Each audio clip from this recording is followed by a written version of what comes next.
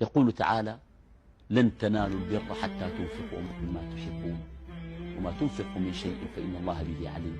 ويقول الله تعالى: ويطعمون الطعام على حبه، يعني على حبهم الطعام، مسكينا ويتيما وأسيرا، إنما نطعمكم لوجه الله لا نريد منكم جزاء ولا شكورا إننا نخاف من ربنا يوما عبوسا قمطريرا. فوقاهم الله شر ذلك اليوم ولقاهم نضرة وسرورا وجزاهم بما صبروا جنة وحريرا.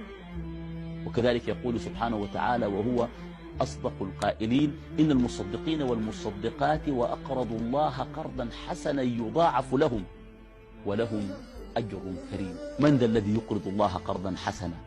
مثل الذين ينفقون أموالهم في سبيل الله.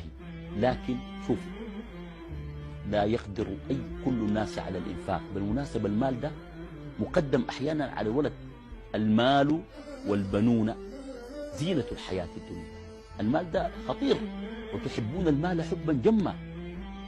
وما سمي المال مالا إلا لأن النفوس والطبائع تميل إليه.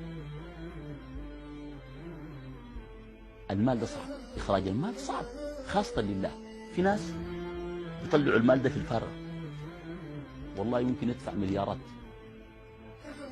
لكن ده لما تجوه في عمل خير قل أن يتصدق، ولو تصدق سيتصدق بمبلغ ضئيل مقارنة بما تصدق به في أوجه الباطل. طيب، ما كل الناس يوفق للإنفاق. الرسول صلى الله عليه وسلم يقول: الصلاة نور، والصبر ضياء، والصدقة برهان. الصدقة برهان على الإيمان. شوفوا أي زول دخل يده في جيبه وطلع وأدى لله وأدى المساكين وأدى المحتاجين وأنفق في أوجه الخير وما أكثرها، ده برهن على إيمانه، برهن على صحة التزامه بالإسلام، برهن على صدق انتمائه لهذا الدين، برهن على تضحيته. وما تقدموا لأنفسكم من خير تجدوه عند الله. من ذا الذي يقرض الله قرضا حسنا؟ شوف، أنت بتدي الله، لو ما اعتقدت العقيدة دي ما حتقدر تدي، ولو أديت إنفاقك ما مميز. إن الله اشترى من المؤمنين أنفسهم وأموالهم. يا الله اشترى منا.